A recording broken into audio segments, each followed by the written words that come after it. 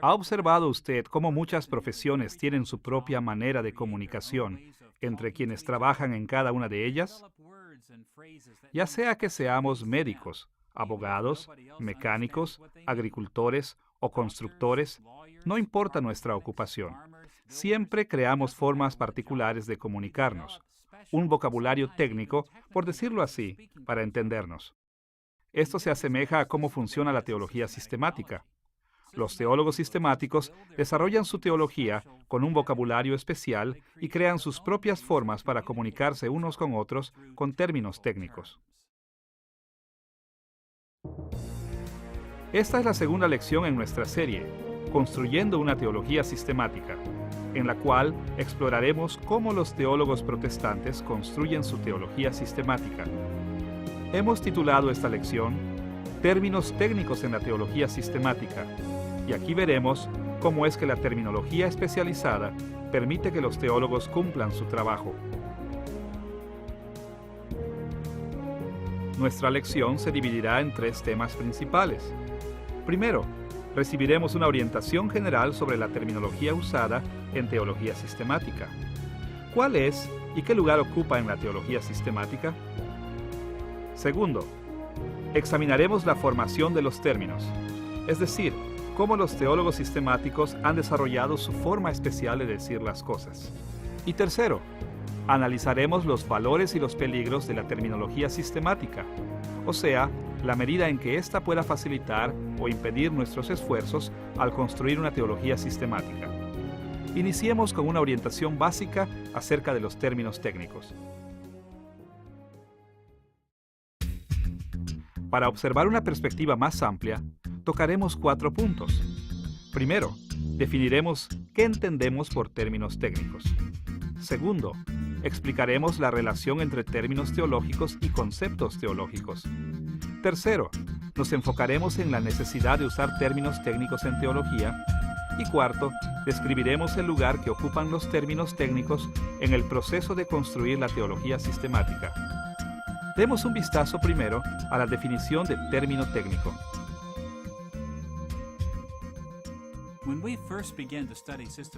Al iniciar el estudio de la teología sistemática, nos damos cuenta inmediatamente que debemos aprender el lenguaje propio de la materia. Los teólogos sistemáticos usan a menudo frases y palabras fuera de lo común, e incluso cuando emplean palabras de uso diario, lo hacen de forma inusual. Esto es justamente lo que se denomina términos técnicos teológicos.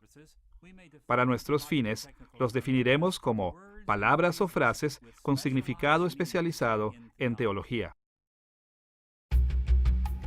En ciertos casos, los teólogos sistemáticos usan términos técnicos para distinguir una cosa de otra.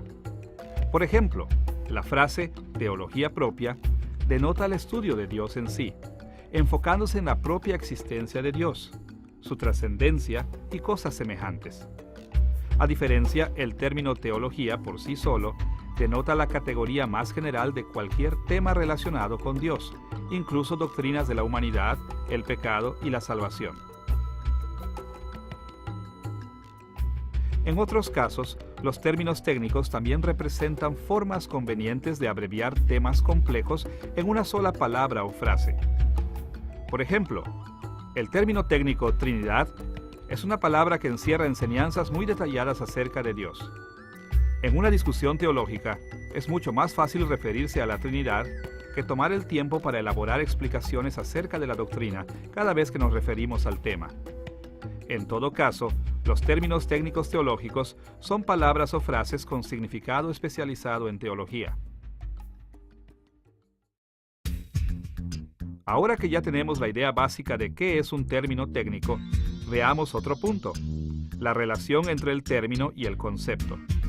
¿Cuáles son las conexiones entre las palabras que usamos y las ideas o conceptos que ellas expresan? ¿Cómo se corresponden entre sí? Veremos este punto desde 2 ángulos.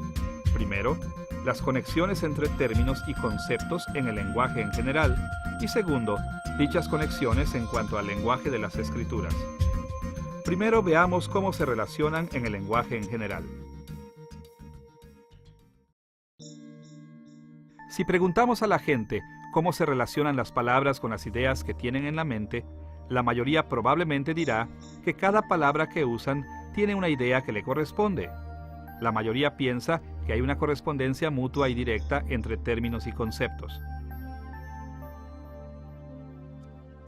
No es difícil ver por qué piensa así la gente. Cuando observamos a los niños aprendiendo a hablar, aprenden primero los nombres de personas, objetos y acciones simples. La madre se señala y dice mamá, o toma un pedazo de pan y dice pan. A medida que pasa el tiempo, los niños aprenden más vocabulario y lo van asociando con más ideas. Cuando los adultos aprenden un segundo idioma, a menudo siguen un proceso similar, aprendiendo el idioma palabra por palabra. En estos niveles elementales, es cierto que asociamos un solo término a un solo concepto. Pero a menudo, la relación entre una palabra y una idea es mucho más compleja.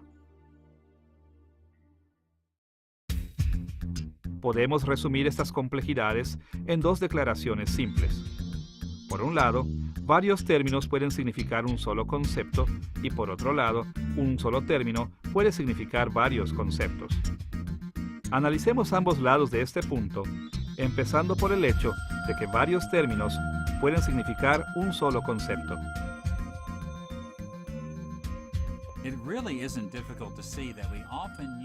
No es difícil ver que a menudo usamos varios términos para expresar una sola idea. Por ejemplo, yo tengo una hija que se llama Becky. Al conversar con alguien, puedo referirme a ella como Becky, mi hija, la esposa de Warren, la madre de Maggie, la madre de Lily, mi descendencia, mi única hija. En cada caso, los términos varían, pero todos significarán el mismo concepto, es decir, aquella persona querida en mi vida. Igual sucede en múltiples ocasiones en el lenguaje ordinario. Piense nada más en todas las formas con que podemos referirnos al océano, o los términos que usamos para referirnos a un país. En todos los idiomas del mundo es frecuente el caso de que muchos términos expresen el mismo concepto. Por el otro lado, también es cierto que un solo término puede significar varios conceptos. Para ver esto, solamente mire un diccionario en su propio idioma. En muchas ocasiones podemos notar que un solo término tiene varias definiciones, las cuales señalan sus diversos conceptos. Tomemos un ejemplo de uso diario. Consideremos la palabra bar en inglés. Esta palabra en ese lenguaje puede significar muchas cosas. Puede ser una vara, una forma geométrica, una prohibición, un cuerpo de abogados, un mostrador donde se sirve comidas o bebidas y varios significados más. Dependiendo de su uso, esta, al igual que muchas otras palabras, pueden expresar diferentes conceptos. Así pues, se ve que en el lenguaje en general no existe una correspondencia mutua entre un solo término y un solo concepto. Más bien, varios términos pueden referirse a un concepto y un término puede tener varios conceptos. Ya que hemos visto la complejidad de las relaciones entre conceptos y términos en el lenguaje en general, veamos la manera en que se relacionan dentro del lenguaje de las Escrituras. ¿Cómo se relacionan las palabras y conceptos entre sí cuando se trata de la Biblia? ¿Es diferente la situación o es la misma?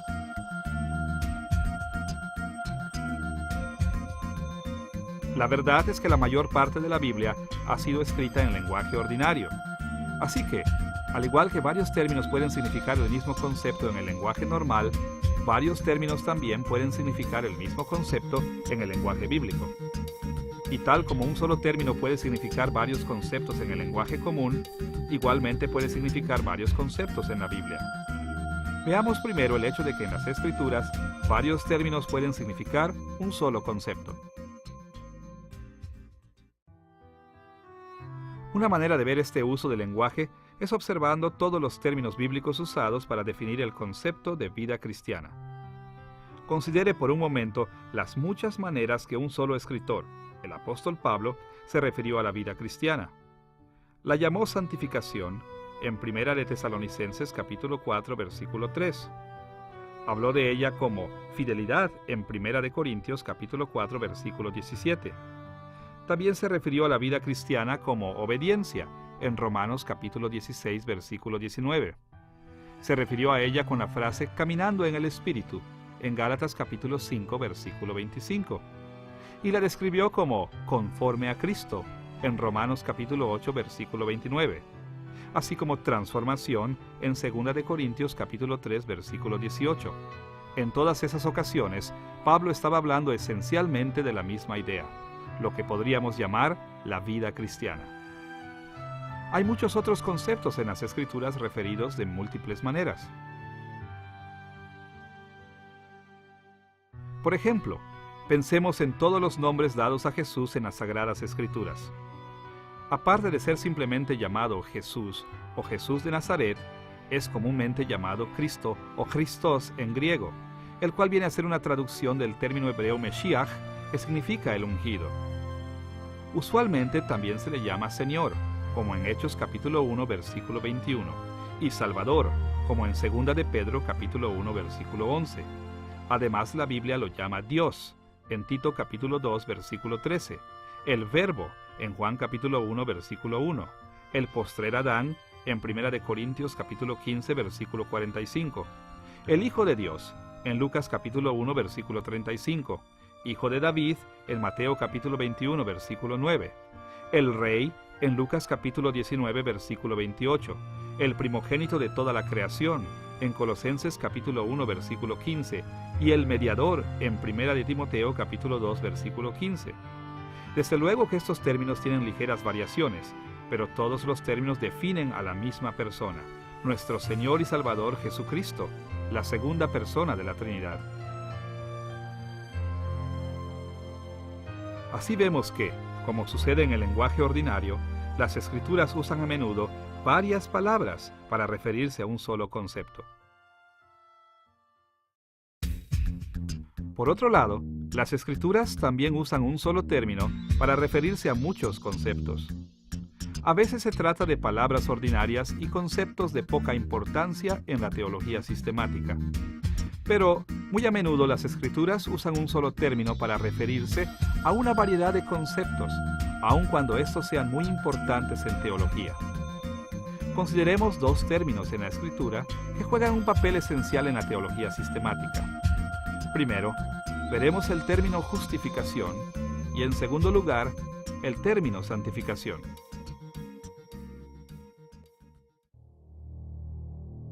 Empecemos tomando la familia de palabras relacionadas con el verbo griego del Nuevo Testamento, dikaiō, el cual usualmente traducimos como justificar, justificado y justificación. El Nuevo Testamento dice muchas cosas sobre la justificación, pero para nuestro fin solo estudiaremos 2 versículos. Primero, en Romanos capítulo 3, versículo 28, Pablo escribió estas palabras: porque sostenemos que todos somos justificados por la fe y no por las obras que la ley exige. La palabra justificados se deriva de dikaiō. Aquí y en muchos otros pasajes, Pablo habló de dikaiō como de algo que ocurre por fe solamente, enteramente aparte del mérito humano. En ese sentido, la justificación es la declaración de justicia que toma lugar cuando un cristiano por primera vez cree en Cristo, cuya justicia le es acreditada. Un segundo uso del término dikaiō aparece en Santiago capítulo 2, versículo 24, donde se lee: como pueden ver, a una persona se le declara justa por las obras, y no solo por la fe. Aquí, Santiago usa dikaiō, que se traduce como justa, de manera muy diferente de cuando Pablo lo usó en Romanos capítulo 3, versículo 28. Pablo manifestó que la justificación es por fe solamente. Sin embargo, Santiago dijo que la justificación es por las obras y no solo por la fe. Resulta muy interesante ver cómo tanto Santiago como Pablo recurren al mismo ejemplo de Abraham para probar sus puntos. Cuando miramos la discusión de Pablo acerca de Abraham en Romanos capítulo 4, versículos 1 al 5, vemos claramente que se refería a los eventos de Génesis capítulo 15, cuando Abraham creyó a Dios y esto le fue contado por justicia. Se trata de la justificación inicial de Abraham. Dios lo declara justo por medio de su fe solamente. Sin embargo, Santiago se refería a los eventos de Génesis capítulo 22, los cuales ocurrieron unos 30 años después de los de Génesis capítulo 15. En Génesis capítulo 22, Dios probó a Abraham con el fin de comprobar su fe, mandándole sacrificar a su hijo Isaac en el monte Moria.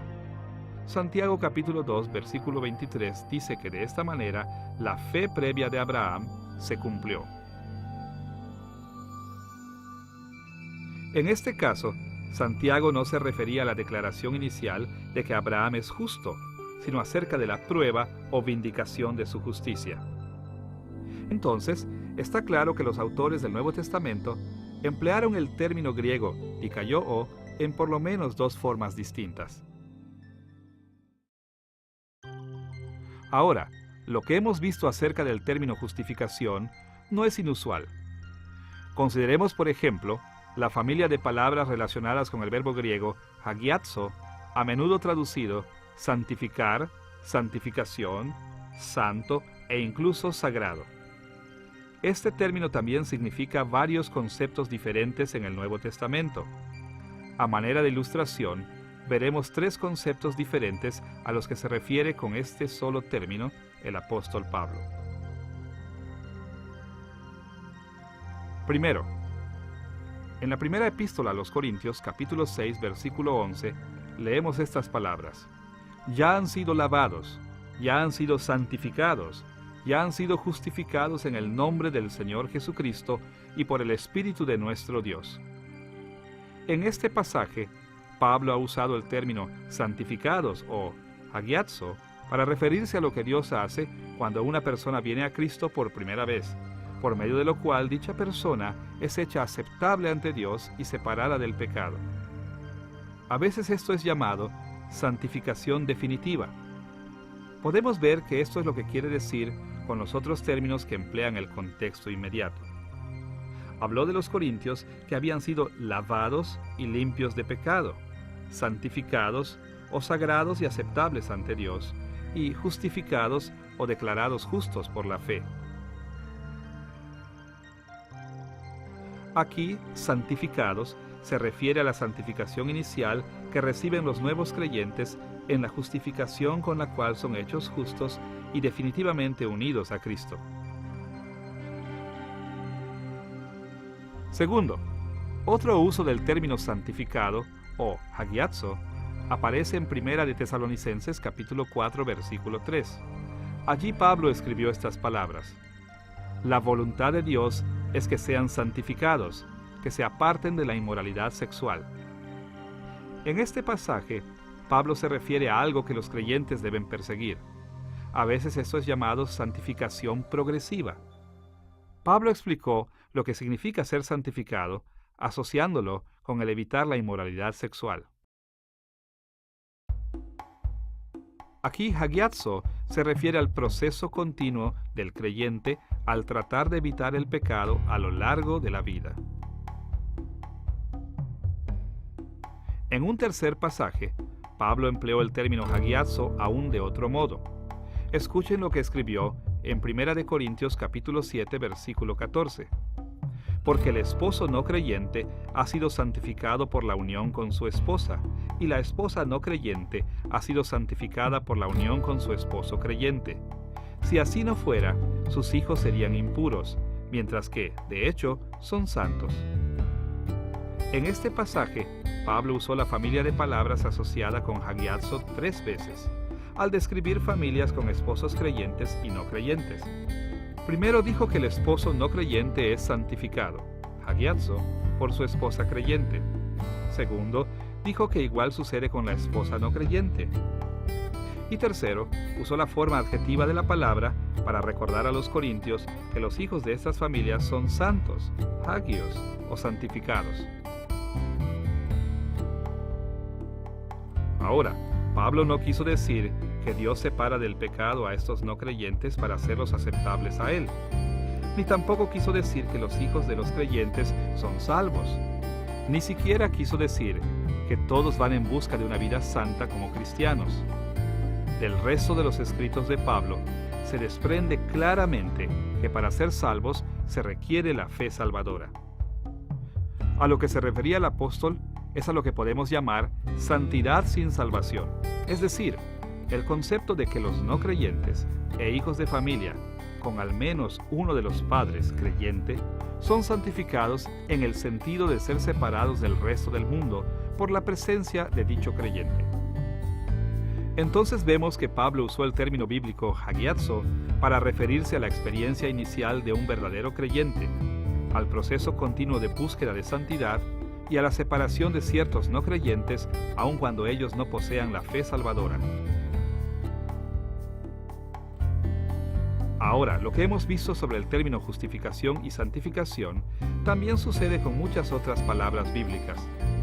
Al igual que el lenguaje ordinario, un solo término también puede significar varios conceptos en la Escritura. Estas complejas relaciones entre términos y conceptos en las Escrituras nos llevan a nuestro tercer punto: la necesidad de términos y frases técnicas en la teología sistemática.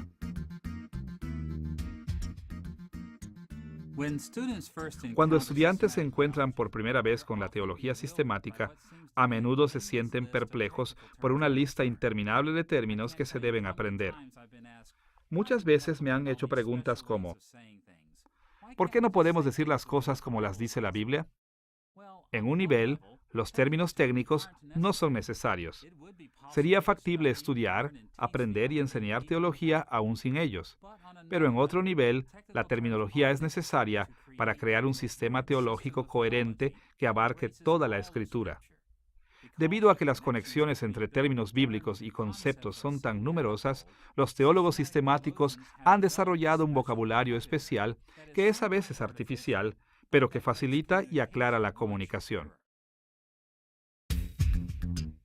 Ayuda a ver esta necesidad de claridad en ambos lados de la ecuación.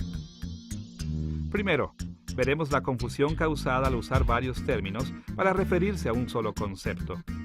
Y segundo, veremos los tipos de confusión que ocurren cuando un solo término bíblico define varios conceptos. Primero veamos la necesidad de términos técnicos cuando varios términos bíblicos se refieren a un solo concepto. Como hemos visto, los escritores bíblicos a menudo usan el mismo concepto básico con diferentes expresiones. Usualmente, este hecho impide que los teólogos sistemáticos alcancen el nivel de claridad que desean. Por eso forman un término técnico que clarifica lo que expresan. Para ilustrar cómo funciona esto, veamos la forma en que la Biblia habla sobre el concepto de la iglesia.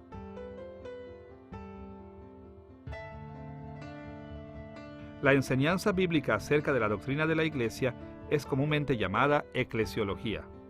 Este término técnico se deriva de eclesia, que es la palabra griega para iglesia. Imaginen a un grupo de teólogos que ha llegado para dar una charla en una sociedad teológica sobre cualquier tema. Uno podría comenzar diciendo: hoy voy a hablar sobre la doctrina del Israel de Dios. Otro bien podría iniciar: hoy discutiremos la doctrina del templo de Dios. Otro podría comenzar así: voy a referirme al cuerpo de Cristo. Por supuesto que no sería inmediatamente obvio de qué tema están intentando hablar. Después de todo, en la Biblia, las frases Israel de Dios, templo de Dios y cuerpo de Cristo pueden referirse a otras cosas aparte del concepto de iglesia. Israel de Dios puede tener que ver con la nación israelita. Templo de Dios puede referirse al templo del Antiguo Testamento. El cuerpo de Cristo podría referirse al cuerpo físico de Jesús. ¿Quién sabe? Ahora bien, no habría nada de malo en hablar de la iglesia de todas estas formas. El Nuevo Testamento se refiere al concepto de la iglesia con esta y muchas otras formas. Sin embargo, no resulta difícil imaginar el tipo de confusión causado por declaraciones así. No se podría asegurar si estos teólogos planearon hablar del mismo tópico o de diferentes. Para evitar este tipo de confusiones, los teólogos sistemáticos normalmente adoptan el término eclesiología como el término técnico a usarse en discusiones acerca de la enseñanza bíblica sobre la Iglesia. De hecho, la confusión se da ya que varios términos bíblicos se refieren a un mismo concepto. Pero se puede eliminar esta confusión con el uso técnico de términos con que los teólogos aclaran sus significados. Los teólogos sistemáticos también formulan términos técnicos para evitar confusiones cuando una sola palabra o frase bíblica se refiere a varios conceptos. Con el fin de comunicarse claramente, los teólogos sistemáticos desarrollan definiciones específicas para sus términos técnicos. Tomemos, por ejemplo, las formas en que usamos los términos justificación y santificación en teología sistemática. En la era de la Reforma, los protestantes desarrollaron una forma de describir el ordo salutis, es decir, el orden en que se aplica la salvación a cada individuo, que contrastaba con la teología católico-romana. En vocabulario técnico protestante, la justificación es la declaración de justicia inicial, cuando Dios acredita la justicia de Cristo al individuo. La justificación es monergista o unilateral, es decir, que es trabajo exclusivo de Dios y no depende del ser humano. La santificación, sin embargo, es definida en el Ordo Salutis protestante como un proceso continuo de búsqueda de santidad que sigue a la justificación. La santificación en este sentido no es monergista, sino sinergista, es decir, involucra no solamente a Dios, sino también la voluntad humana. Estas distinciones son muy importantes para la teología protestante. Pero imaginen a los teólogos explicando la doctrina de la santificación usando libremente los términos justificación y santificación en todas las formas que hemos visto que aparecen en el Nuevo Testamento. Se podría esperar que los teólogos dijeran primero, la santificación se da después de la justificación. Esta declaración se ajusta al orden de salvación protestante, pero aquellos teólogos que no se preocupan de mantener el vocabulario técnico del protestantismo podrían también decir, segundo, la santificación ocurre simultáneamente con la justificación, con base en lo que dice el Nuevo Testamento en cuanto a la santidad inicial que se da a la persona al ser ésta justificada. Igualmente, teólogos que no están preocupados con este vocabulario técnico podrían bien decir, tercero, la santificación ocurre sin necesidad de justificación. Esto lo podrían decir basados en lo que el Nuevo Testamento dice acerca de la santificación de hijos y esposos no creyentes de cristianos. Todas estas declaraciones son bíblicas, en el sentido que usan las palabras en formas bíblicas. Y no resulta difícil ver cuán confusas pueden ser las mismas. Si tuviéramos que escuchar a un teólogo decir todas estas declaraciones, una después de la otra sin explicaciones, de seguro tendríamos muchas preguntas. ¿Cuál es la proposición verdadera? No todas pueden ser verdad.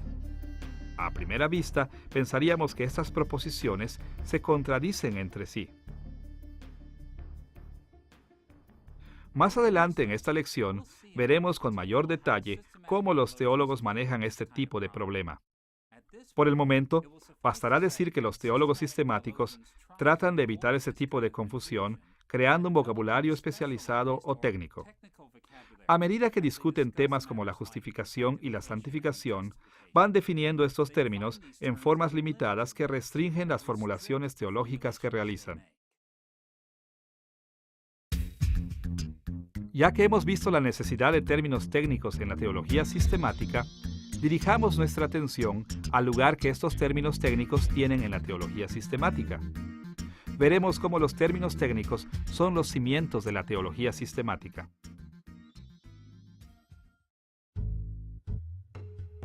En la lección previa, vimos que la teología sistemática protestante sigue los patrones de la teología escolástica medieval, la cual se benefició grandemente de la lógica aristotélica.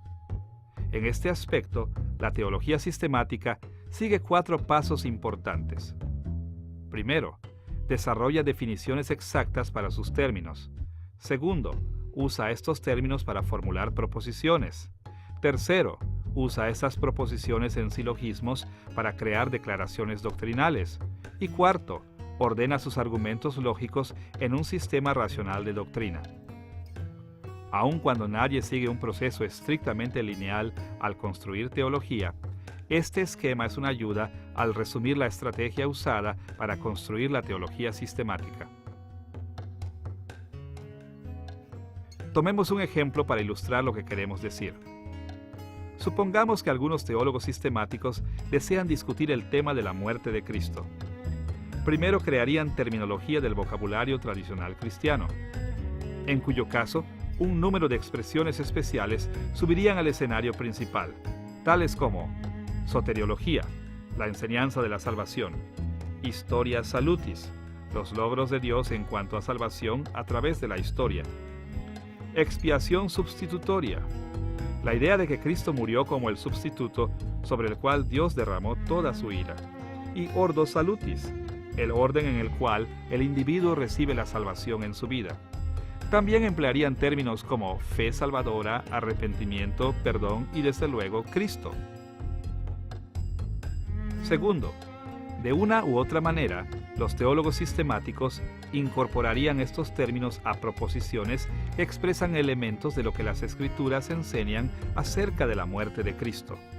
Por ejemplo, dirían o pensarían cosas como estas: la soteriología se divide en dos subtópicos de gran importancia, ordo salutis e historia salutis. La muerte de Cristo fue una expiación sustitutoria a favor de los creyentes. La expiación sustitutoria de Cristo es la única esperanza de perdón y vida eterna que tiene la persona. La fe salvadora y el arrepentimiento son aspectos esenciales del ordo salutis. Estas y muchas otras proposiciones expresarían puntos relevantes en una discusión teológica sobre la muerte de Cristo. En un tercer nivel, los teólogos sistemáticos desarrollarían una declaración doctrinal de sus términos técnicos y proposiciones a medida que hicieran conexiones lógicas entre hechos específicos. Por ejemplo, dirían o escribirían un resumen así: el significado soteriológico de la muerte de Cristo debe ser visto a la luz de la historia salutis y el ordo salutis. Por un lado, la historia salutis, o historia de la salvación, llegó a su clímax en la muerte de Cristo. Su muerte fue una expiación sustitutoria que aseguró el perdón eterno de pecados. Por otro lado, no hay individuos que puedan ser realmente perdonados y salvos hasta que los beneficios de la expiación de Cristo se les aplique en el ordo salutis. Cuando los individuos ejercitan la fe salvadora al arrepentirse de su pecado y confían en Cristo para su perdón, entonces es cuando reciben vida eterna. Finalmente, estos términos técnicos, proposiciones y declaraciones doctrinales acerca de la expiación de Cristo darían una perspectiva más amplia a los teólogos sistemáticos al conectar su discusión sobre la muerte sustitutoria de Cristo con el patrón a gran escala de la teología sistemática, al buscar contestar preguntas como estas: ¿cómo encaja la muerte de Cristo dentro de un cuadro más amplio de soteriología? ¿Cómo se relaciona la soteriología con otras doctrinas como la teología propia, la antropología, la eclesiología y la escatología? Esta forma de ver el proceso de construcción de una teología sistemática es algo artificial. Todos estos pasos son altamente interdependientes y forman redes de reciprocidades múltiples. Cuando los teólogos realmente construyen la teología sistemática, realizan los 4 pasos al mismo tiempo. Pero aparte del orden que siguen los teólogos en la realidad, sigue siendo el caso de que los términos técnicos constituyen los cimientos de la teología sistemática. Ya que establecimos la orientación general hacia los términos técnicos en la teología sistemática, debemos ver nuestro segundo tema principal de esta lección: la formación de términos técnicos. ¿Cómo se crean las expresiones especializadas que usan los teólogos sistemáticos?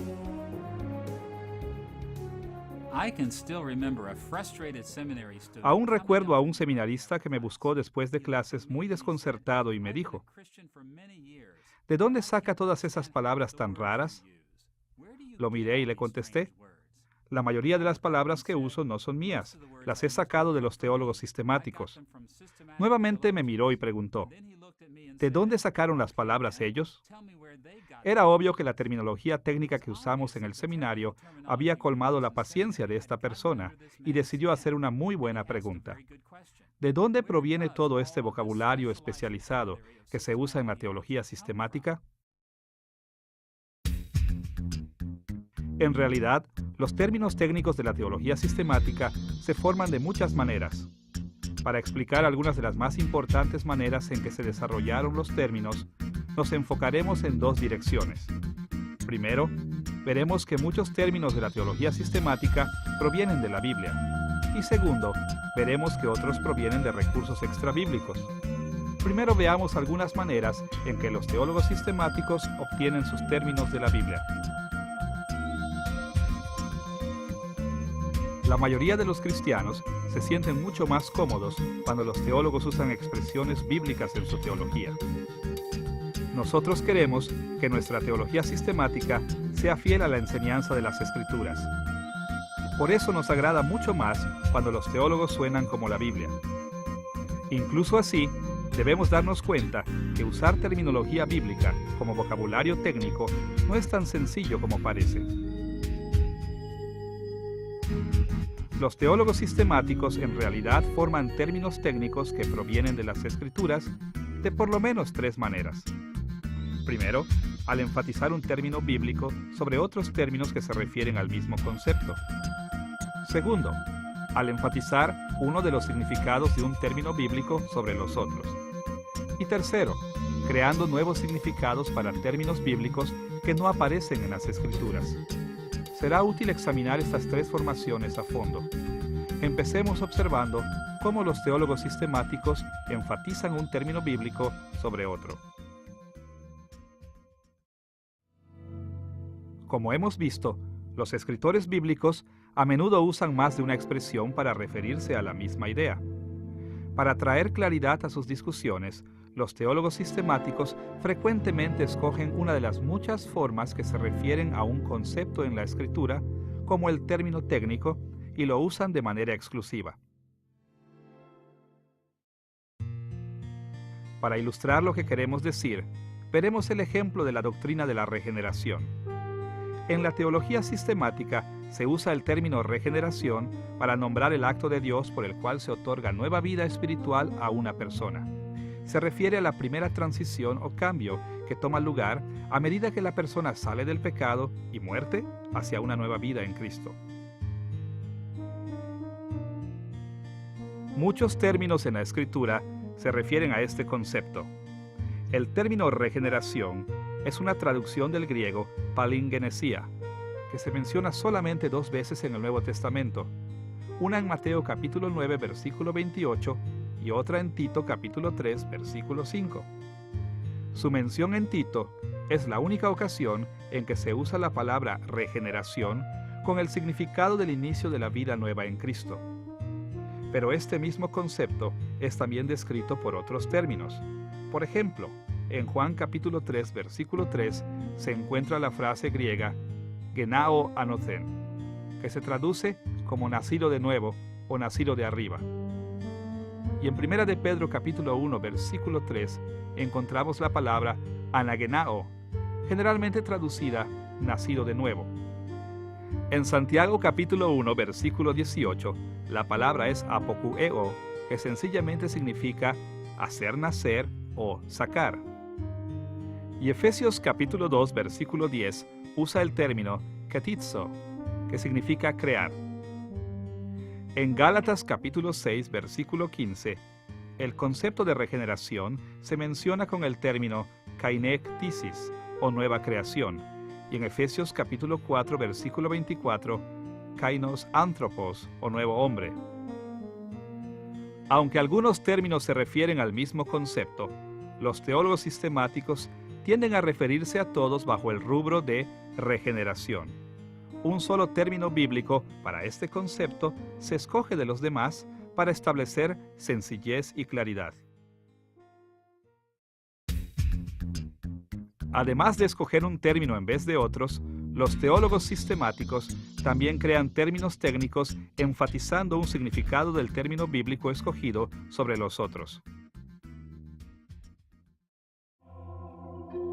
Como hemos visto, los escritores de la Biblia a menudo usan el mismo término para referirse a muchas cosas diferentes.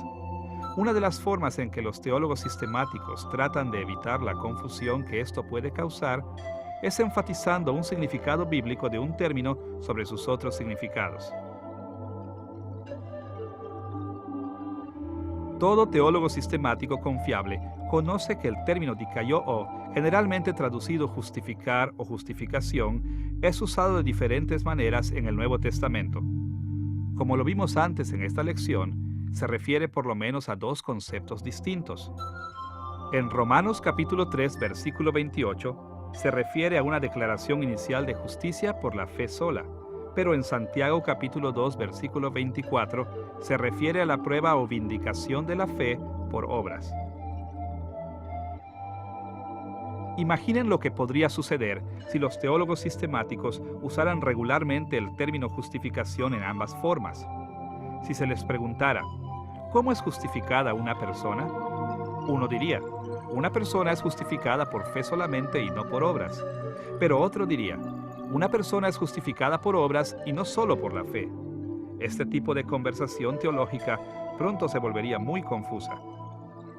Una forma que los teólogos sistemáticos tienen para evitar este tipo de confusión es dar al término justificación un carácter técnico teológico, enfatizando uno de los significados bíblicos del término dikaiō sobre otros.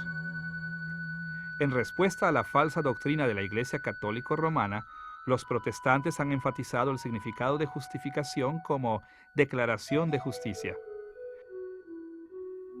Así vemos que los teólogos sistemáticos superan la confusión que nace de los diversos significados que se usan en la Biblia.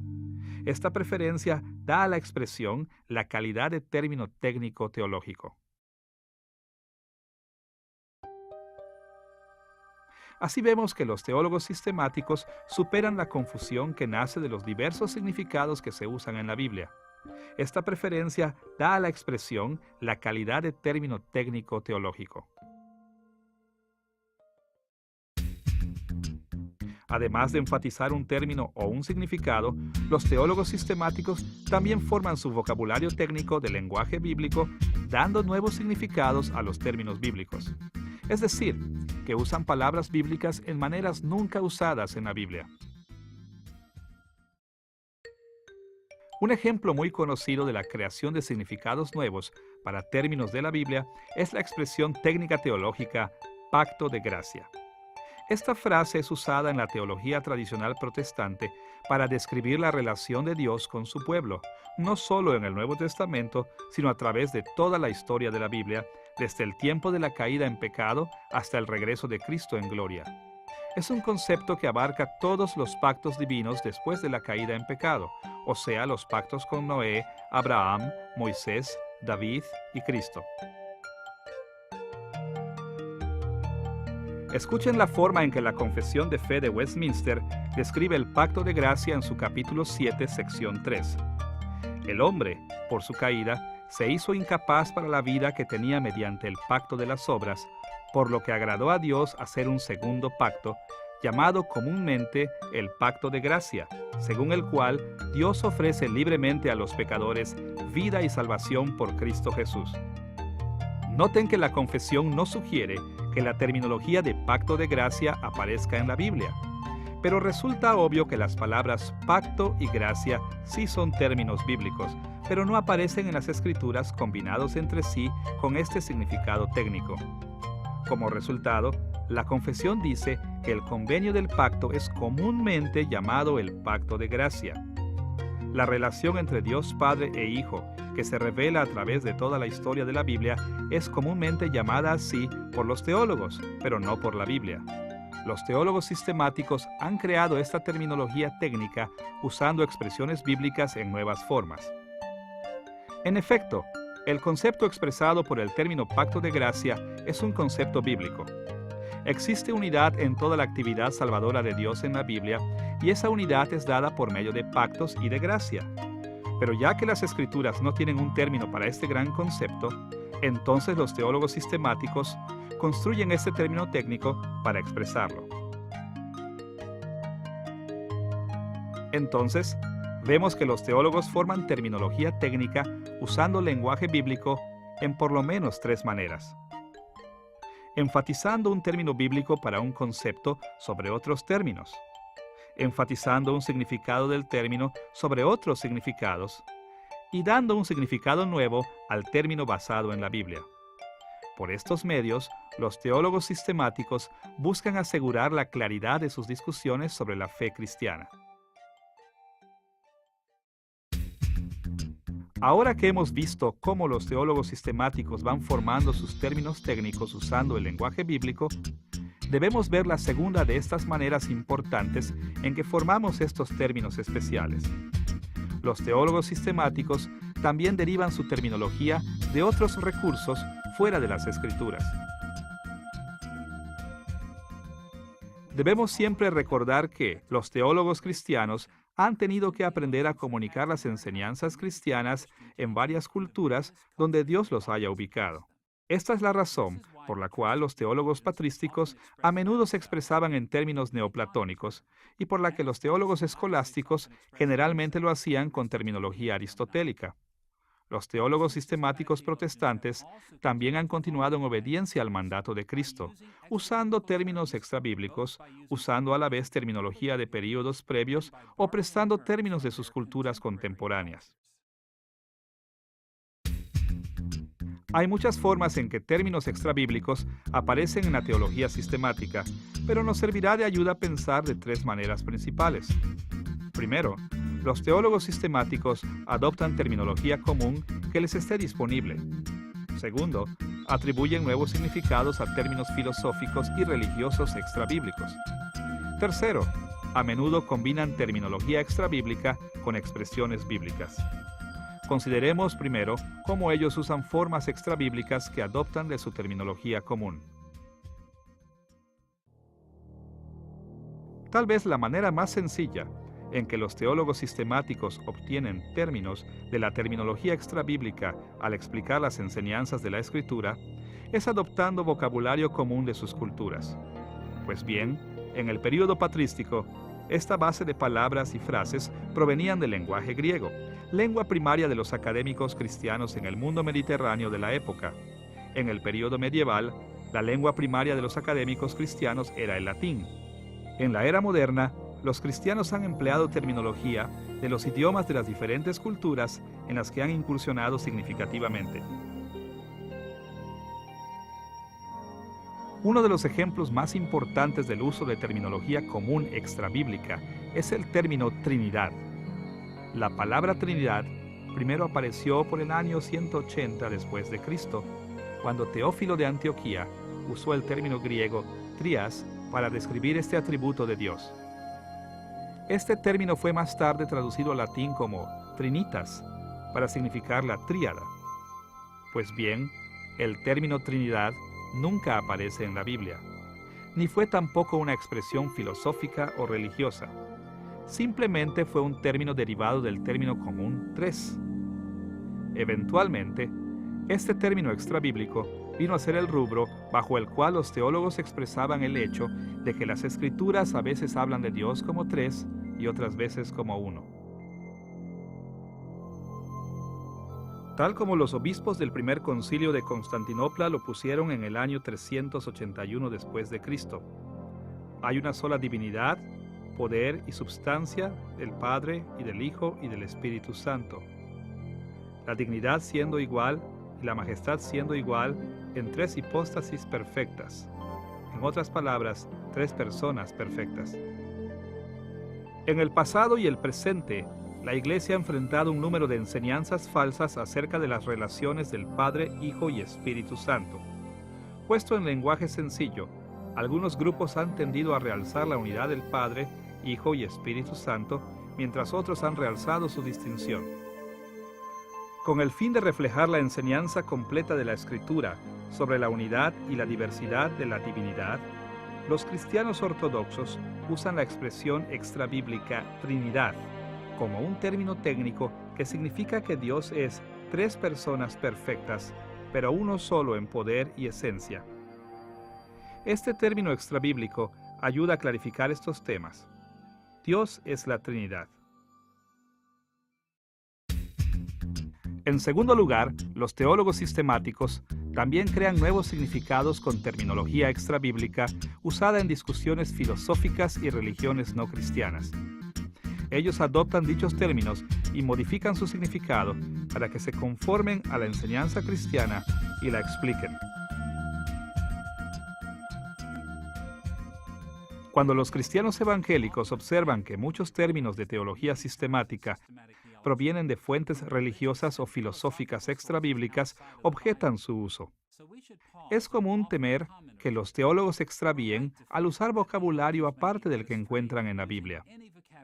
De hecho, debemos siempre estar en guardia ante la invasión de ideas falsas no cristianas dentro de la teología cristiana.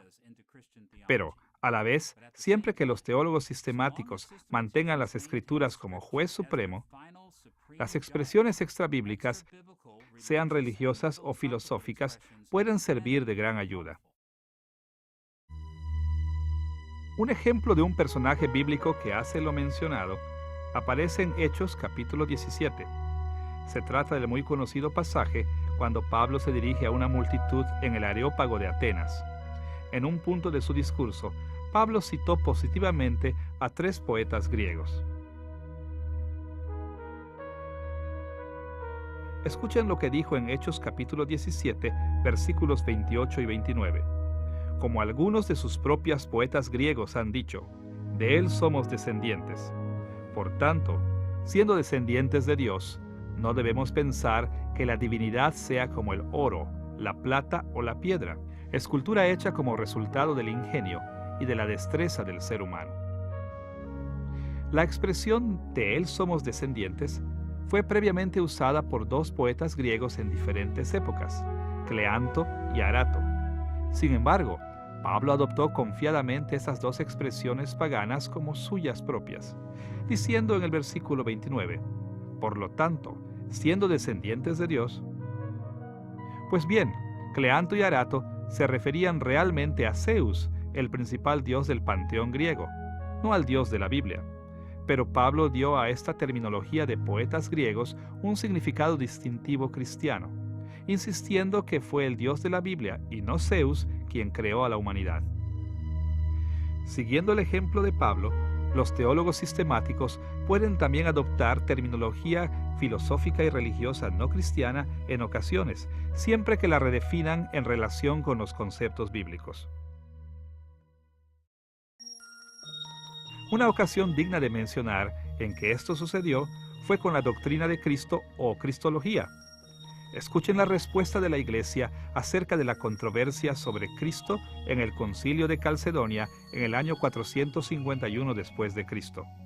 Allí leemos que Cristo es verdaderamente Dios y verdaderamente hombre, reconocido en dos naturalezas, sin confusión, sin cambio, sin división, sin separación. La distinción de naturalezas no es de ninguna manera anulada por la unión, sino más bien las características de cada naturaleza se preserva y se junta para formar una persona y substancia, no como partida o separada en dos personas. Esta declaración describe a Cristo en palabras que son diferentes a la terminología bíblica. El concilio, tomando de fuentes extrabíblicas, habló de las naturalezas de Cristo. El concilio además manifestó que las naturalezas de Cristo son distintas, sin confusión, que no se alteran una a la otra, sin cambio, pero que están, sin embargo, inseparablemente unidas en la persona de Cristo, sin división, sin separación. De hecho, aún la palabra persona, como se usa en este contexto, fue probablemente prestada de algún vocabulario de tipo legal de la época, según el cual persona venía a ser el término legal para la identidad individual. Este lenguaje técnico no proviene de la Escritura, pero es fiel a ella. Pero fue necesario con el fin de comunicar con precisión las doctrinas de la Iglesia acerca de Cristo. En tercer lugar, los teólogos sistemáticos también combinan palabras bíblicas y extrabíblicas con el fin de formar su vocabulario técnico-teológico.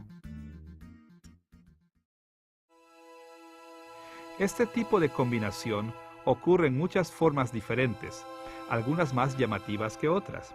Un ejemplo muy claro se encuentra en la doctrina de la santificación. Como hemos visto antes en esta lección, el término santificación se usa en una variedad de formas en el Nuevo Testamento. Estos usos del término han ocasionado que se pueda combinar el término bíblico santificación con otros adjetivos que no son de la Biblia. En primer lugar, hemos visto que en la primera carta a los Corintios, capítulo 6, versículo 11, el verbo hagiazo significa el cambio que viene a la persona cuando ella cree por primera vez en Cristo. En segundo lugar, hemos visto que en la primera carta a los Tesalonicenses, capítulo 4, versículo 3, se usa el verbo hagiazo para significar el crecimiento continuo en santidad que han de experimentar los cristianos en su vida diaria. Los teólogos sistemáticos han traído claridad a la doctrina de la santificación, hablando de varios tipos de santificación.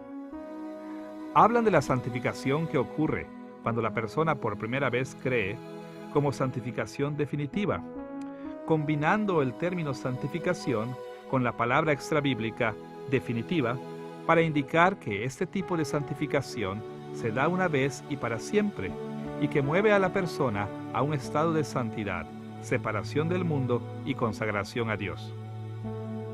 El término santificación progresiva se emplea para denotar la experiencia continua y progresiva de crecimiento en santidad, crecimiento en separación del mundo y consagración a Dios a lo largo de toda la vida. En este caso, la palabra santificación sale de la Biblia, pero la palabra progresiva no. Como pueden imaginar, estos términos teológicos combinados pueden ser de gran utilidad. En vez de solamente hablar de santificación, este tipo de calificación ayuda a clarificar el significado que quieren expresar los teólogos. Pero también les ayuda en la distinción de los varios usos del término santificación en las Escrituras. Entonces vemos que los teólogos sistemáticos forman sus términos de dos maneras básicas. Los toman de las Escrituras y de otras fuentes. Por este medio, los teólogos sistemáticos proveen terminologías que clarifican sus discusiones y sirven como cimientos para construir la teología sistemática. Ya que hemos establecido una orientación general en cuanto a los términos técnicos en la teología sistemática y a cómo se forman, debemos continuar con nuestro tercer tema: los valores y peligros de estos términos. ¿Cuáles son las ventajas y desventajas que se presentan con estas palabras y frases especiales que encontramos en teología sistemática? Estoy seguro que muchos de ustedes tienen ideas acerca de todo este tema de los términos técnicos. Algunos estarán ya listos para aprender todo lo que puedan acerca de ellos, mientras otros tal vez se preguntan si algo tan complicado realmente valdrá o no el esfuerzo.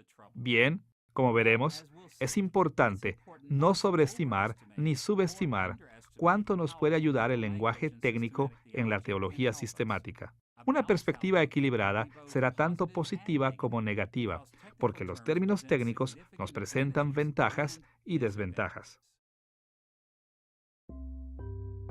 Para explorar este asunto, veremos el vocabulario especial de la teología sistemática en relación con los tres recursos mayores que utilizamos al construir la teología cristiana. En otras lecciones, hemos sugerido que Dios ha provisto tres formas principales para que los cristianos aprendan sobre la revelación general y especial. Ganamos comprensión de la revelación especial por medio de una cuidadosa exégesis de la Escritura, que es un recurso vital para construir una teología cristiana.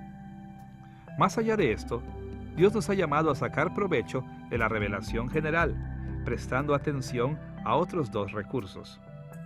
Nos enfocamos en una dimensión de la revelación general por medio de la interacción en la comunidad, aprendiendo de otros, especialmente de otros cristianos. Y nos enfocamos en otro aspecto más importante de la revelación general, prestando atención a la vida cristiana, es decir, nuestra experiencia personal de vivir para Cristo a medida que buscamos crecer en nuestra santificación personal. La exploración de estos recursos, que nos informan sobre cualquier tema, nos ayuda a construir una teología cristiana responsable. Al ver cómo la exégesis, la interacción en comunidad y la vida cristiana son armoniosas y de gran peso en un tema particular, nuestro nivel de convicción y confianza debería normalmente crecer. Estos recursos altamente interdependientes, la exégesis, la interacción en comunidad y la vida cristiana, nos ayudan de formas innumerables en la construcción de nuestra teología cristiana. Debido a que estos recursos son tan críticos, exploraremos los valores y los peligros de los términos técnicos en la teología sistemática, cada uno por separado. Primero, veremos los términos técnicos y la vida cristiana. Segundo, exploraremos los términos técnicos en relación con la interacción en comunidad. Y tercero, los examinaremos en conexión con la exégesis de la Escritura. Primero veamos el recurso teológico de la vida cristiana. Recordarán de la lección anterior que la vida cristiana es el proceso de santificación personal. Esta debe darse al menos en 3 niveles: el conceptual, el conductual y el emocional. O como ya lo hemos señalado, la santificación involucra el desarrollo de la ortodoxia, ortopraxis y ortopatía. Estas 3 dimensiones de la vida cristiana son altamente interdependientes y forman redes de reciprocidades múltiples. Pensar correctamente, u ortodoxia, afecta nuestro comportamiento, ortopraxis, y nuestras emociones, ortopatía. Nuestros comportamientos, ortopraxis, influencian la forma en que conceptualizamos las cosas, ortodoxia, y cómo nos sentimos acerca de ellas, ortopatía. Y desde luego, nuestros sentimientos, ortopatía, influencian profundamente cómo nos comportamos, ortopraxis, y cómo pensamos, ortodoxia. El tiempo no nos permite explorar todas las formas en que los términos técnicos inciden en esta interacción. Entonces, debemos limitarnos a una forma principal en que ellos realzan la vida cristiana y a una forma en que la dificultan. Primero, veamos una manera en que el vocabulario especial de la teología sistemática puede ser un realce positivo para la vida en Cristo. Una de las mayores ventajas de aprender términos técnicos para la vida cristiana es que sirven como referencias sencillas para enseñanzas bíblicas muy complejas. De manera inicial, la lista de expresiones especiales que aparecen en la teología sistemática puede ser amenazante. Hay tantos términos y parecen tan difíciles de recordar. Pero con el tiempo, los términos técnicos en verdad ofrecen la gran ventaja de facilitar las cosas. Podemos recordar enseñanzas bíblicas muy complicadas de manera rápida con un término técnico y luego aplicarlas a nuestro pensamiento, comportamiento y emociones. Imaginen por un instante a una persona que no tiene mucho conocimiento del vocabulario de teología sistemática. Por ejemplo, aunque parezca increíble, a menudo algún nuevo creyente me pregunta: ¿Jesús es Dios o Hijo de Dios? No es difícil comprender por qué las personas pueden estar confusas en este respecto. Cuando leen la Biblia sin un conocimiento de términos técnicos, no tienen un concepto a la mano que les pueda auxiliar. Leen un pasaje bíblico y parece que dice que Jesús es Dios. Leen otro pasaje y parece decir que es el Hijo de Dios que se somete a Dios. No nos sorprendamos entonces que los cristianos a menudo se hallen confusos en cuanto a preguntas prácticas como: ¿a quién debo orar? ¿A Jesús o a Dios? Si Jesús nos enseñó a orar al Padre, entonces, ¿por qué muchos cristianos oran a Jesús? O estas otras: Si Jesús nos enseñó a orar al Padre, ¿por qué cantamos alabanzas al Espíritu Santo? Contestar estas preguntas a alguien que no tiene bases en el lenguaje técnico teológico tomaría mucho tiempo y esfuerzo. Deben consultar innumerables pasajes bíblicos y agruparlos en una especie de comprensión forzada. Esta tarea es tan compleja que la mayoría de los nuevos creyentes simplemente se rinden y se limitan a hacer lo que los demás hacen. Pero imaginen por un instante a creyentes que conocen el vocabulario técnico de la teología sistemática. Si acaso se preguntan, ¿es Jesús Dios o Hijo de Dios? O si se preguntan, ¿debo orar al Padre, al Hijo o al Espíritu Santo? Contestarles estas preguntas resulta una tarea mucho más simple. De hecho, los cristianos que conocen vocabulario técnico de teología sistemática, por lo general, ni siquiera tienen este tipo de preguntas, porque la respuesta puede darse con una sola palabra técnica: la Trinidad. Si una persona sabe el significado de este término, entonces muchas preguntas de este tipo pueden contestarse casi de forma inmediata y podemos casi intuitivamente aplicar la respuesta ortodoxa a la ortopraxis y la ortopatía. La habilidad de simplificar y recordar temas complejos es uno de los mayores beneficios que los términos técnicos ofrecen a nuestra vida cristiana. Aun cuando el vocabulario especial de la teología sistemática puede contribuir a mejorar nuestra vida cristiana en varias maneras, debemos estar al tanto de que también puede presentar dificultades para nuestra santificación. Al verme a mí mismo y a otros llegar a estar más familiarizados con las expresiones técnicas de la teología sistemática, ha saltado a primer plano una y otra vez una desventaja. Conocer este vocabulario especial nos puede llevar al orgullo espiritual. Esto es especialmente verdad con aquellos que comienzan a estudiar teología. El problema resulta de la siguiente manera. Los estudiantes de teología invierten gran energía intelectual aprendiendo estos términos teológicos y ven que su uso es muy conveniente. Pero a la vez, la mayoría de los cristianos no tienen la habilidad, el tiempo o el interés de aprender este tipo de detalles. Y muy a menudo, los estudiantes de teología empiezan a creerse superiores a otros que no conocen el vocabulario de la teología sistemática. Se llenan de orgullo de tal manera que en realidad creen que este aumento de vocabulario implica aumento de santificación. Pero ese no es el caso. Como hemos dicho, crecer en nuestra vida cristiana y en santificación no viene simplemente al conformar nuestro pensamiento al de las Escrituras, es decir, ortodoxia. Actuar nuestra fe y sentirla son de igual importancia. De hecho, la mayoría de los creyentes crecen en gracia aún sin aprender el vocabulario técnico de la teología sistemática. Igualmente podemos entender las Escrituras y aplicarlas a nuestras vidas sin tal conocimiento. Experiencias como persecución, sufrimiento y enfermedad a menudo aumentan la santificación de una persona mucho más allá que un mero ejercicio intelectual de aprender vocabulario técnico. Así que, a pesar de la importancia de familiarizarnos con las palabras y frases especiales que aparecen en la teología sistemática, debemos siempre estar alertas de que pueden obstaculizar nuestra vida cristiana si permitimos que nos lleven a ser orgullosos espirituales, a pensar que somos maduros en Cristo simplemente porque hemos aprendido un vocabulario especial. Además de entender cómo los términos técnicos conllevan ventajas y desventajas en la vida cristiana, debemos conocer también cómo impactan nuestra interacción con la comunidad. Un gran recurso para construir la teología cristiana lo encontramos en la interacción comunitaria, ya que ésta nos hace enfocarnos en la ayuda que el cuerpo de Cristo nos ofrece.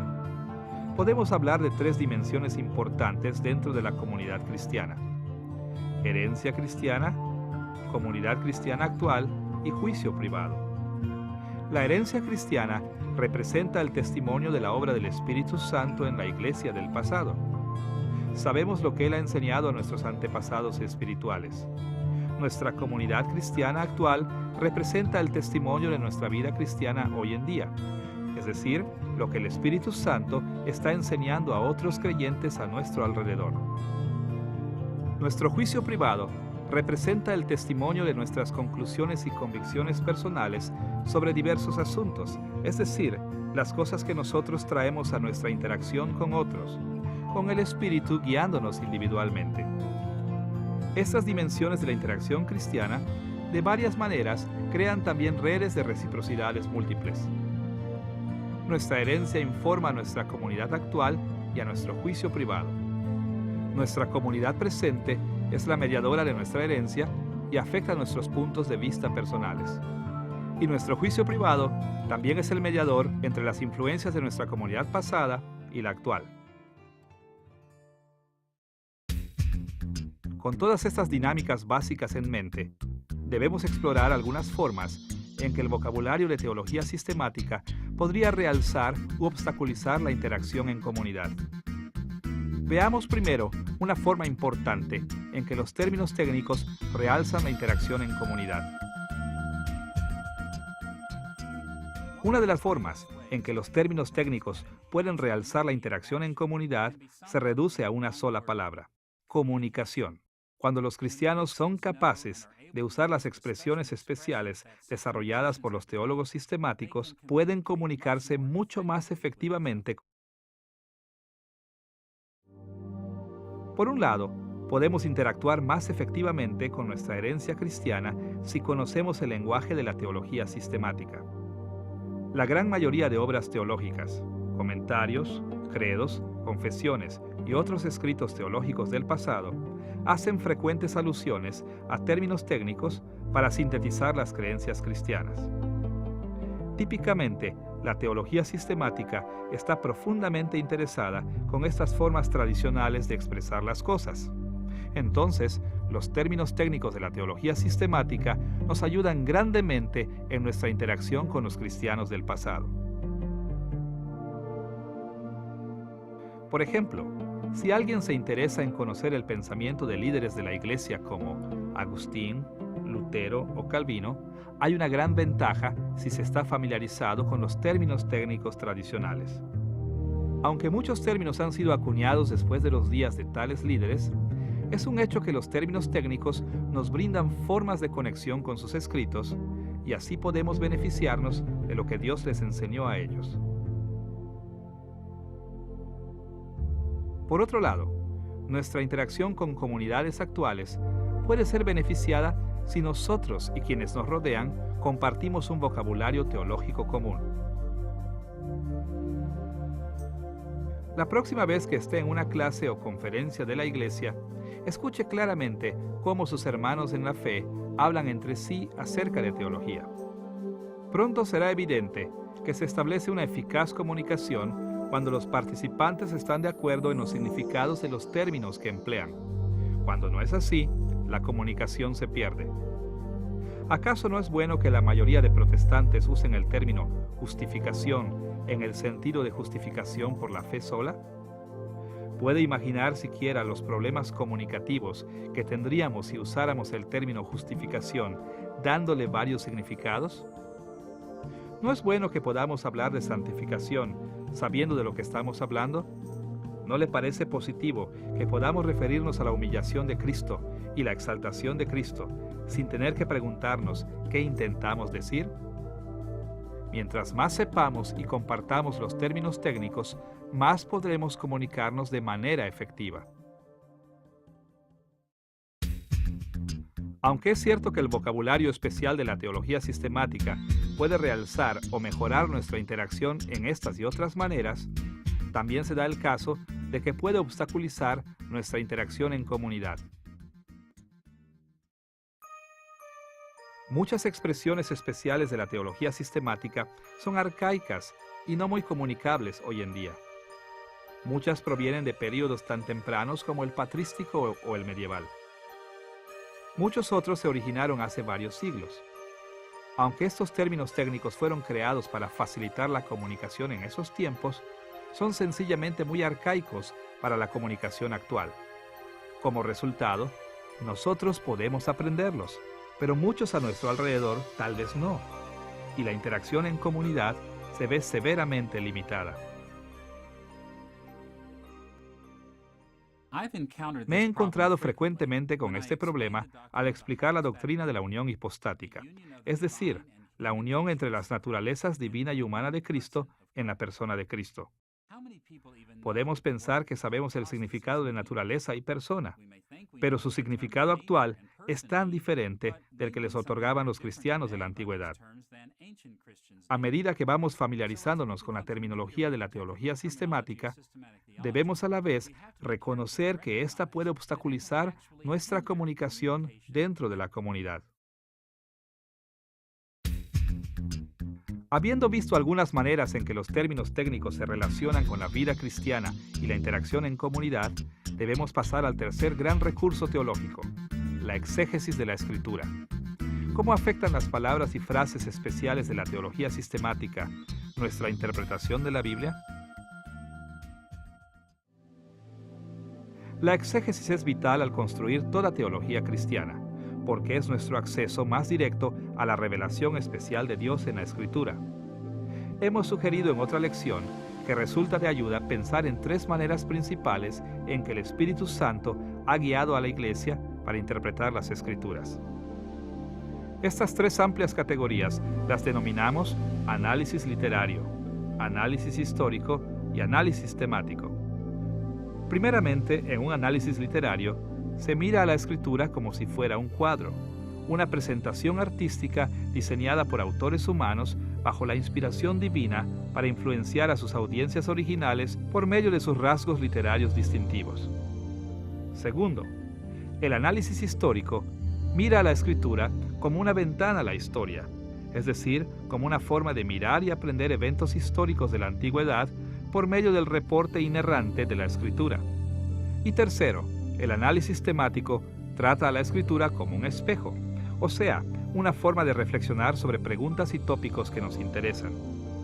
Cada vez que interpretamos la Biblia, operamos de una u otra manera en todos estos niveles de análisis, ya que son altamente interdependientes. Estos también forman redes de reciprocidades múltiples. Sin embargo, en algún momento dado, podemos enfatizar uno sobre los demás, dependiendo de nuestra necesidad o propósito. La teología sistemática emplea el enfoque temático de la Escritura más que ninguna otra estrategia exegética. Los teólogos sistemáticos buscan hallar lo que la Biblia enseña acerca de temas o tópicos de su especial interés. Dicho de otra manera, los teólogos sistemáticos se acercan a las Escrituras con preguntas relacionadas a doctrinas en particular. Se formulan preguntas como: ¿qué dice la Biblia acerca de Dios? ¿Qué dice acerca de la humanidad? ¿Qué dice acerca de la salvación? Ellos escudriñan las Escrituras y juntan información de uno y otro pasaje con el fin de encontrar respuestas a tales preguntas. Uno de los mayores desafíos que enfrentan los teólogos sistemáticos en este proceso es cómo determinar cuáles textos se refieren a sus preguntas. ¿Se refiere este pasaje a esta doctrina? ¿Habla este pasaje de este o de otro tópico? A veces la selección de uno u otro pasaje es obvia, pero muchas veces no lo es tanto. Y la terminología técnica en teología sistemática es uno de los factores que complican el proceso entero. Para comprender cuán cierto es esto, debemos recordar que las relaciones entre los términos y los conceptos en las Escrituras son muy complejas. Entre otras cosas, muchos términos bíblicos pueden significar un concepto, y un solo término significa varios conceptos. Estas conexiones múltiples varían de un lugar a otro de la Escritura, y a veces llegan a ser muy confusas. Sin embargo, por otro lado, los teólogos sistemáticos han desarrollado terminología técnica para evitar estos tipos de ambigüedad. Han creado términos de definición tan específica que buscan expresar un único concepto teológico. En este sentido, en teología sistemática, existe una correspondencia uno a uno entre términos y conceptos. Ahora, esta diferencia entre términos y conceptos en la teología sistemática bíblica nos lleva a una observación muy importante. Los teólogos sistemáticos ejercen libertad en cuanto a terminología. no buscan conformar sus expresiones teológicas a las expresiones de la Biblia. En vez de eso, los teólogos sistemáticos usan términos bíblicos de maneras propias. También emplean términos extrabíblicos e incluso los combinan de ambas fuentes. Sin embargo, a la vez, en el nivel de conceptos, los teólogos bien fundamentados siempre buscan conformidad conceptual con la Escritura. Ellos se esfuerzan por entender las ideas que la Biblia enseña y explicarlas en su propia terminología. Aunque ejercitan libertad en cuanto a terminología, los teólogos sistemáticos tienen como meta la conformidad conceptual. Esta distinción básica nos ayuda a ver por qué los términos técnicos de la teología sistemática pueden tanto realzar como dificultar nuestra exégesis de la Escritura. En resumen, cuando las distinciones entre libertad lexicológica y conformidad conceptual se tienen en mente, nuestra habilidad de seleccionar los pasajes correctos para algún tópico en particular puede realzarse grandemente. Pero cuando se olvida esto, nuestra habilidad de seleccionar adecuadamente puede dificultarse también grandemente. Pensemos primero acerca de una forma en que la comprensión de la libertad lexicológica y la conformidad conceptual en teología sistemática pueden ser de ayuda en la exégesis. Desafortunadamente, muchos intérpretes de las Escrituras a menudo operan en una forma que puede llamarse sobre-restringida. Ellos asumen incorrectamente que un pasaje de la Escritura habla de algún concepto teológico solo si el pasaje usa el término técnico que ellos identifican con tal tópico.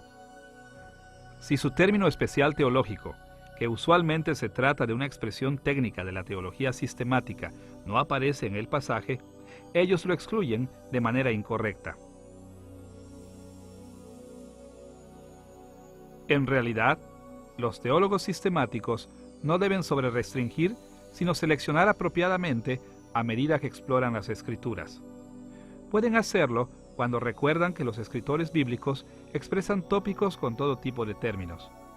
Los escritores bíblicos a menudo comentan sobre un tópico o concepto, aun cuando sus expresiones no correspondan con los términos técnicos de la teología sistemática.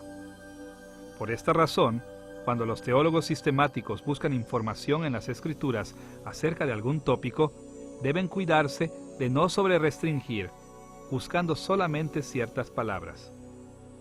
A su vez, deben explorar pasajes cuyos conceptos sean relevantes.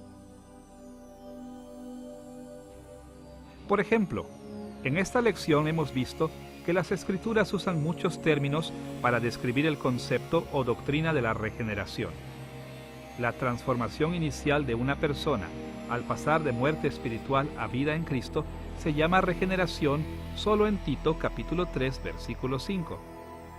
Pero, si los teólogos sistemáticos se restringen a este solo pasaje, debido a que su término técnico no aparece en otro lugar, no van a aprender mucho acerca de este tópico en su exégesis de la Escritura. La enseñanza de la Biblia sobre la transformación inicial de una persona al pasar de muerte a vida en Cristo no se restringe al término regeneración. Las Escrituras hablan de la misma doctrina teológica usando términos como el nuevo hombre, nacido de arriba, nacido de nuevo, y con innumerables expresiones más. Pasajes que expresan el nuevo hombre no necesitan ser catalogados como una doctrina aparte. Tampoco versículos que mencionan nacido de arriba o nacido de nuevo. Todos hablan del mismo tópico teológico. De hecho, hay pasajes que hablan de este tópico o concepto sin siquiera usar una frase o palabra en particular. Cuando los teólogos sistemáticos recuerdan que ejercen libertad lexicológica y apuntan a la conformidad conceptual con la Escritura, pueden aprender acerca de la regeneración de todo tipo de pasajes. Pueden ser mucho más comprensivos al ver lo que las Escrituras enseñan acerca del concepto de transformación inicial, sin importar cómo se exprese en la Biblia. Aunque es verdad que al tener en mente que la libertad lexicológica y la conformidad conceptual pueden realzar nuestras exégesis, olvidarlo puede obstaculizar nuestra interpretación de la Escritura. Esto es cierto en muchas maneras, pero una de las más comunes en que los términos técnicos obstaculizan la exégesis es lo que podríamos llamar sobregeneralización. La sobregeneralización es uno de los problemas que más se ha difundido, siendo introducido en la exégesis por los términos de teología sistemática. A menudo ocurre de esta forma. Cuando los estudiantes aprenden terminología especial en teología sistemática y encuentran que es de gran ayuda, con frecuencia comienzan a leer sus definiciones técnicas en cada lugar que la expresión aparece en la Escritura.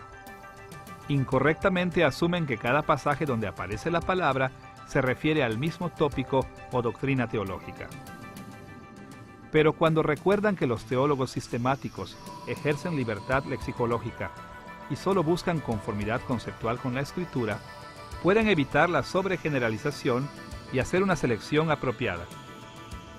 Dicho de otra forma, estarán mejor equipados para seleccionar estas porciones de la Escritura que en verdad se refieren al tópico o doctrina en mente. Tomen por ejemplo lo que hemos visto en esta lección acerca del término justificación, el cual en la teología sistemática protestante tradicional se refiere al concepto de la declaración de justicia inicial que ocurre por medio de la fe, aparte de las obras, cuando la justicia de Cristo le es imputada a la persona que cree. Ahora, esta definición técnica de justificación es tan prominente en la teología sistemática que resulta fácil esperar que todo versículo con la palabra justificación o dikaiō se refiere a la misma doctrina. Entonces, los intérpretes o fuerzan el significado técnico de justificación en pasajes donde no tiene ese significado, o bien modifican la doctrina tradicional de la justificación para acomodar pasajes incorrectamente seleccionados. Hemos visto que Santiago capítulo 2 versículo 24 utiliza el término justificación o dikaiō en una forma que difiere de la teología sistemática tradicional. Desafortunadamente, algunos teólogos han pensado que, como el término justificación aparece en este pasaje, debe referirse a la doctrina de justificación de la teología sistemática. Como resultado, confunden la doctrina de justificación con los muchos usos del término en la Escritura. Debido a que los teólogos sistemáticos ejercen libertad lexicológica y solamente buscan conformidad conceptual con la Escritura, debemos cuidarnos de nunca simplificar el uso diverso de términos en la Escritura. El obrar de este modo obstaculizará grandemente nuestra exégesis. Así que, los términos técnicos en la teología sistemática pueden tanto realzar como obstaculizar nuestro uso de los tres recursos teológicos. Los términos técnicos son de valor para la vida cristiana, la interacción en comunidad y la exégesis de la Escritura, pero también conllevan peligros que deben ser evitados cuando hacemos uso de estos grandes recursos teológicos. En esta lección, hemos explorado las varias dimensiones de los términos técnicos en la teología sistemática. Hemos visto una orientación en cuanto a lo que son los términos técnicos y cómo se ajustan dentro de todo el proceso de la teología sistemática. Hemos visto cómo los teólogos sistemáticos forman sus frases o términos técnicos especiales. Y hemos examinado algunos de los valores y peligros que estos términos presentan. Veremos muchas veces la relevancia de lo que hemos aprendido acerca de los términos técnicos. Aprender el vocabulario especial de la teología sistemática y saber cómo usarlo sabiamente puede ser una de las cosas más importantes que un teólogo puede hacer. Con una base sólida en este tema, podemos construir una teología sistemática que honre a Dios y edifique su iglesia.